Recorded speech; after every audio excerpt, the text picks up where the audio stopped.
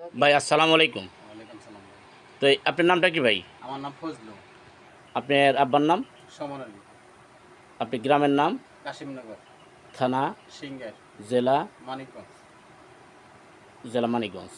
আচ্ছা, এই যে আমরা শুনলাম আপনি নাকি বিদেশে গেছিলেন, কোন রাষ্ট্রে গিয়েছিলেন? স্যার আমি লেবানন ছিলাম। লেবানন। জি। ওখানে কতদিন যাবত চাকরি করছেন? ওখানে অল্প কিছু দিন ছিলাম আর কি, 6-7 বছর হবে। তারপরে আমি রোড অ্যাক্সিডেন্টে আমি বাড়িতে ফেরত আসি। ওই জায়গায় ছিলাম 6 মাস, 3টা হাসপাতালে ছিলাম। এরপরে কোম্পানি যাই হোক যতটুকু পারছে ততটুকু করছে। তারপরে আমার পাওটা কাটার কথা ছিল, ওই দেশ থেকেও কাটতে চাইছিলাম, বলছি যে না, পাও কাটা যাবে না। বললো কেন কাটা যাবে না? আমি বললাম যে আমি অসহায় মানুষ, ওখানে যেখান থেকে শুরু করছেন নাকি, যেখান থেকে করছেন নাকি প্রথম থেকে? বলেন। তো ভাইজান, আপনি কোন জায়গায় চাকরি করতেন? লেবানন। লেবানন। ওখানে কতদিন ছিলেন? ওখানে কিছুদিন ছিলাম। অল্প কিছুদিন পরে তারপরে আপনি এই যে অ্যাক্সিডেন্টে যাওয়ার কিছুদিন কয়দিন পরে হলো? অল্প কিছুদিন আর কি, অতটা খেয়াল নাই কতদিন হবে। পরে ওখানে কি আপনার চিকিৎসা চলছে? চিকিৎসা কিছুদিন চলছে স্যার। ওখানে চিকিৎসা করার পরে কি আপনি কোনো উন্নতি পাইছেন? জি না। উন্নত চিকিৎসা পান নাই বিধে আপনাকে বাংলাদেশে রিটার্ন করছে না? জি। এখন আপনার কি অবস্থা আছে? এখন আমি বাংলাদেশে আসছি, আসার পরে মানে যে জায়গায় যাইতেছি খালি বলতে আছে যে পাও রাখা যাবে না, পাও কাটতে হবে। পরে পাও কাটতে হবে, পরে যেভাবে হোক একজনের মাধ্যমে অনেক টাকা খরচপাতি হওয়ার পরে আমি একবার অসহায় হয়ে গেছি গিয়ে। আমার ফ্যামিলির ভিতরে 4টা লোক, আমার বাবা, মা, আমার ছেলে, আমি আমি কামে রুজি করার লোক ছিলাম। মানে আমি একবার পড়ে গেছি গিয়ে। মানে আপনার কাছে সবার কাছে আমি বলতে চাই যে আমার চিকিৎসার জন্য বা আমার খানার জন্য আপনারা সবাই আমাকে কিছু হেল্প করেন, আমার কিছু সাহায্য সহযোগিতা করেন। এখন আপনার সংসারের একমাত্র রোজগার ব্যক্তি ছিলেন, জি। এখন সেই রোজগারটা আপনার তো করতে পারতেছেন না। রোজগারটা করতে এখন পারতেছি না। সংসারটা কিভাবে চলতেছে? সংসারটা আব্বা, মা, পাড়া প্রতিবেশী, এলাকাবাসী। হ্যাঁ ভাই, আপনার সংসারটা কিভাবে চলতেছে এখন? আমার সংসারটা চলতেছে, দশজনে চালাইতেছে, আল্লাহ চালাইতেছে। দশজনের সহযোগিতা আপনার সংসারটা চলতেছে। জি জি, দশজনে আপনার চলতেছে। এই অ্যাক্সিডেন্টের বয়সটা কতদিন চলছে? 2 বছর। 2 বছর। সুপ্রিয় দর্শক, দেশ ও দেশের বাইরে থেকে যারা দেখতেছেন, এই ভাইজান 2 বছর যাবৎ লেবানন থেকে অ্যাক্সিডেন্ট করে ওখানে উন্নত চিকিৎসা না পাওয়ায় তাকে বাংলাদেশে রিটার্ন করে। আপনারা দেখতেই পারছেন ভাইজানের পাটা হালকা আমি দেখাচ্ছি, এই দেখতে পারছেন তার পায়ের কী পরিস্থিতি। তবে ভাই, আপনার এই ভাইজান দশজনের সহযোগিতায় তার সংসারটা এখনও চলতেছে, বা কিছু ডাউল ভাত আল্লাহ রাব্বুল আলামিন খাওয়াইতেছে। তাই আপনাদের সকলের কাছে আমার অনুরোধ, এই ভাইয়ের দেওয়া নাম্বারটা থাকবে, আপনারা মেহেরবানি করে যে যা পারেন তার বিকাশ নাম্বারটায় তার সাথে কথা বলে তাকে আপনি একটু সহযোগিতা করবেন। আচ্ছা, আমি যে কথাটা জানতে চাচ্ছিলাম, আপনি কি লেবানন কি এই একাই অ্যাক্সিডেন্ট হয়েছিলেন নাকি আরো দুজন ছিল? জি, আমার লগে আরো 2 জন ছিল। হ্যাঁ, আমার লগে 2 জন ছিল, দুজন সাথে সাথে মারা গেছে। জি। আমার পায়ের উপর দিয়ে গাড়ি চলে গেছিল। পায়ের উপর দেখি চাকা উঠছিল নাকি? জি, চাকা উঠে গেছিল। আচ্ছা, তো সে 2 জন মারা গেছে। দুজন সাথে সাথে মারা গেছে। জি। তারা কি বাঙালি ছিল? জি, বাঙালি। তাহলে আসসালামু আলাইকুম। ওয়ালাইকুম সালাম। খালাম ভাই, যে আমি আসলাম, আপনার ছেলে নাকি বলে আমার লেবাননে অ্যাক্সিডেন্ট করছিল। অ্যাক্সিডেন্ট করছে, আমার ছেলে অ্যাক্সিডেন্ট হ্যাঁ। করছে বাবা। এই ছেলে আমাকে বুঝাবুঝি পালছে, ওখানে পালতে পারে না, ওখানে অসহায়, ওর ওখানে জোরে বলেন। করছে। আমি হাত পাচ্ছি, দেশের আমার আল্লাহ রহমদার দিছে, আল্লাহ রহমদার দিছে। সে বাবা তোমরা একটু ই করে একটু তাই দিকু। সুপ্রিয় দর্শক, দেশ ও দেশের বাইরে থেকেও যারা দেখবেন, এই যে মুরব্বীর হলো ছেলে, ওনার উপরেই এই সংসারটা নির্ভর করতো। সে লেবানন গিয়ে অ্যাক্সিডেন্ট করার পরে সে এখন অসহায়, তার পরিবারে খেটে খাওয়ার মতো কেউ নেই। তাই দশজনের সহযোগিতা চাচ্ছে এই ভাইয়ের মা। কিছুতেই পারতাছি না, আমি এখন অসহায়, আমার বাড়ি আল্লাহ অসহায়, কামাই দিতে করতে পারে না, হাঁটতে পারে না, খাইতে পারে না। দেশবাসীর কাছে হাত জোর করে অনুরোধ করছেন। সবার কাছে অনুরোধ, হাত বাড়াইছি, সবাই একটু টানি নজর করে একটু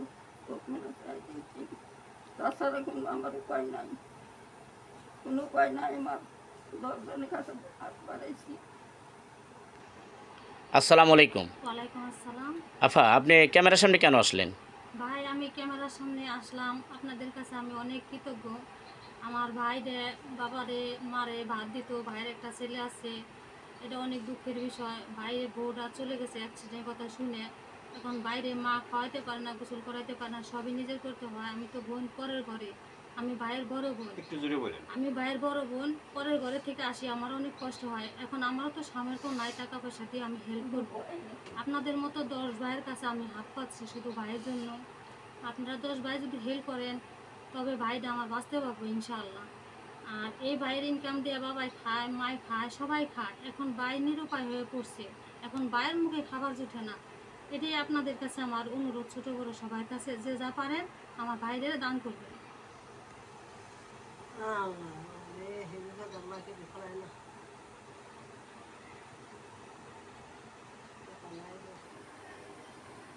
হ্যাঁ, আমি আমার ভাইয়ের কারণে আপনাদের কাছে হাত পাচ্ছি।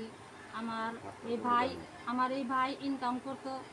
আমার এই ভাই ইনকাম করার পর বাবাই খাইছে, মাই খাইছে। এখন মনে করেন ইনকামের কোনো লোকজন নাই। যদি কোনো লোকজন থাকে তার সংসারে কোনো কিছুই। আপনার এই বাড়িটা কোথায় থেকে অ্যাক্সিডেন্ট হয়েছে? আমার ভাই অ্যাক্সিডেন্ট হয়েছে আপনার যে লেবালন থেকে। লেবানন। কেন, ওখানে চিকিৎসা হয় নাই? ওখানে উন্নতর চিকিৎসা আমরা পাই নাই, যাই করছে উল্টো পুল্টো করে দিছে। এই কারণে কি বাংলাদেশে রিটার্ন করছে? হ্যাঁ, এর কারণে বাংলাদেশে রিটার্ন করছে। এখন কি আপনার ভাইয়ের পাটাকে ইনশাল্লাহ আল্লাহ ভালো করছে? সবাই বলছিল কেটে ফেলে দিতে হবে, ইনশাআল্লাহ আপনাকে দোয়ায় আল্লাহ ভালো করতেছে। আপনাকে মতো 10 ভাই দান খরাত করতেছে, এবং কি দান খরাত যে যা পারেন আবার করবেন। আমার ভাই সুস্থ হবে ইনশাআল্লাহ। আচ্ছা ভাইজান, আপনার চিকিৎসাটা কোথায় চলছে? চিকিৎসাটা প্রথম করছিলাম হলো সাবার চিকিৎসা করছিলাম, ও জায়গা থেকে কোনো কিছু হয় নাই। এরপরে গেছি গ্রিন রোড পান্থপথ থেকে, এরপরে আসছি কুঙ্গ হাসপাতালেও চিকিৎসা নিয়েছি, কোনো জায়গায় ফলাফল ভালো পাইনি। এখন হইলো মানিকগঞ্জ কর্নেল মালেকে, ও জায়গায় আমার চিকিৎসা চলতেছে। কর্নেল মালিকের ওখানে না? জি। আচ্ছা, এই যে আপনার বইনে বা আপনি বললেন যে আমার সংসারে দেখশন করার মতো কেউ নেই, তা আপনার সহযোগিতা করছে কি? সহযোগিতা করছে এই আলাউদ্দিন সাংবাদিক ভাই। আলাউদ্দিন সাংবাদিক, এর বাড়ি কোথায়? তার বাড়ি সাবরাই। শাহরাল।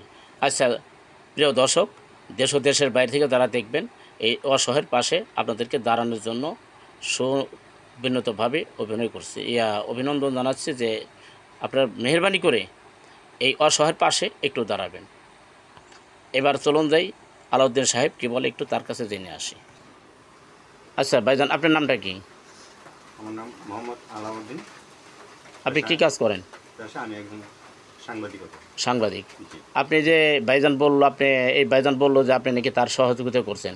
হ্যাঁ, এক পর্যায়ে আমি ওনাকে দেখতে আসি, ওনার সংবাদ পেয়ে এসে দেখি ওনার অবস্থা খুবই ভয়াবহ, এবং কি আগে দেখলে পরেই ভয় লাগতো। এই যে আপনি নিজেই দেখতে পাচ্ছেন সাংবাদিক সাহেব, এই যে বেচারা শুয়ে থাকে, যে চকিটা আছে, এই চকিতে যে একটা 200 টাকা দেয়, 150 টাকা একটা পাটি কিনে যে বিছিয়ে শুবে, সে অ্যাবিলিটি নেই। এবং কি এই যে দেখতে পাচ্ছেন, এই যে একটা বালিশ, এটা কিন্তু বালিশ বলা হয় না, তারপরেও এভাবে অনেক কষ্টের পরে এরা দিন কাটাচ্ছে। একে দেখতে এসে আমার খুব মায়া লেগে গেল, যার জন্য এই বিদেশ থেকে এবং কি বাংলাদেশের ডাক্তারও বলছিল যে পাটা ওনার কেটে ফেলতে হবে। এই যে আপনার সাংবাদিক সাহেব, আপনি নিজেই দেখতে পাচ্ছেন যে পায়ের অবস্থা কী। পরে আমি ওনাকে এই বিভিন্ন হাসপাতালে নিয়ে গেলাম, ঢাকা পান্থপথ, আপনার ইজিতে, এই পঙ্গুতে, মানিকগঞ্জ কর্নেল হাসপাতালে, বিভিন্ন হাসপাতালে গিয়ে ডাক্তার অনেক, এই যে এই এক্সরে প্লেট, এই যে অনেক প্লেট, অনেক হাসপাতালে গিয়েছিল, মানে বলা যায় যে এক বোঝা। হ্যাঁ, আর এর হলো চিকিৎসা করার মতো কোনো অ্যাবিলিটি নেই। বিভিন্ন জায়গায় এই ওনার মা, ওনার বোন, ওনার বাবা, এই এলাকাবাসীর কাছ থেকে সাহায্য নিয়ে ওনার ছেলেকে চিকিৎসা করা হয়েছে। তবে যাই হোক, আমার একটি অনুরোধ আপনাদের কাছে বা দেশবাসীর কাছে, এই লোকটাকে, অসহায় লোকের পাশে যে ভাইয়েরা দাঁড়াবেন, আপনাদের 10 জনের ওসিলায় যদি ওনার পাটা ভালো হয়ে থাকে, উনি আপনাদের জন্য শুধু দোয়াটুকু করতে পারবে। তবে আপনাদের কাছে আমার একটাই অনুরোধ থাকবে, আপনারা যে যাই পারেন, 10 টাকা, 20 টাকা, 50 টাকা, 100 টাকা, যে যাই পারেন, এর একটা বিকাশ নাম্বার দেওয়া থাকবে। আপনাদের কাছে অনুরোধ হলো ওই বিকাশ নাম্বারে আপনারা দয়া করে পাঠাবেন। এই বলে আমি বিদায় নিচ্ছি। ধন্যবাদ সাংবাদিক আলাউদ্দিন সাহেবকে। জানি বিসমিল্লাহির রহমানির রহিম। জানি তো স্যাররা সাজ সংসার কইরা খাইছে, খাইটা বেটা চলছে ফিরছে, ওখানে পড়ে গেছে, ওখানে মা বাপের বাদ দেবো না, স্যাররা জবর অভাব বইলে গেছে, ওখানে নুন জুটে হাঁক জুটে না, হাঁক জুটে নুন জুটে না।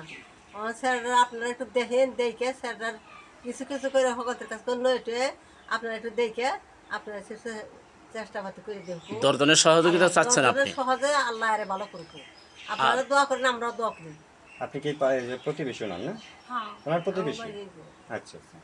আমরা এই ছোটকালে পাচ্ছি না আছি। আচ্ছা ঠিক আছে। আল্লাহ জানি ওরে ভালো করে, আমরা দোয়া করি, আপনারাও দোয়া করেন।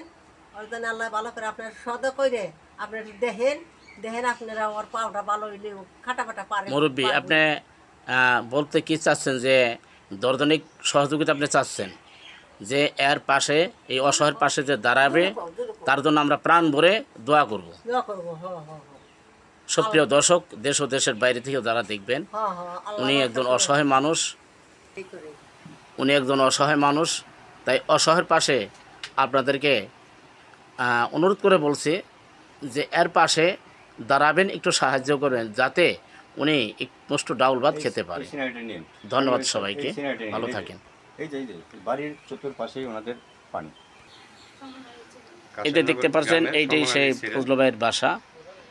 এই যে ফজলু ভাইয়ের থাকার ঘর এবং চতুর্দিক দিয়ে পানি। এমনি খুব একটা সচ্ছলতা না, খুবই কষ্টকর। তারপরে আপনাদেরকে দেখাচ্ছে যে অ্যাক্সিডেন্টটা করছে, ওনার সঙ্গী যারা ছিল তারা বিদায় নিয়ে চলে গেছে। আল্লাহ রাব্বুল আলামিন ওনাকে জীবিত রেখেছে। এখন আপনার আমার দশকের টাকার বিনিময়ে ওনার চিকিৎসা চলছে। এই পাটা কেটে ফেলার কথা ছিল, কিন্তু এখন বর্তমানে আপনাদের সহযোগিতার কারণে ইনশাল্লাহ এই পাটা এখন রেখে দিছে। এই পাটা আর কাটা লাগবে না। এখন কিছু সাহায্য পাইলেই তার পাটাকে ভালো মতো চিকিৎসা করে সে সংসারটা নিয়ে চলতে পারবো। তাই দর্দনের সহযোগিতা কামনা করছি। সাংবাদিক জালাল, মুভি বাংলা টেলিভিশন।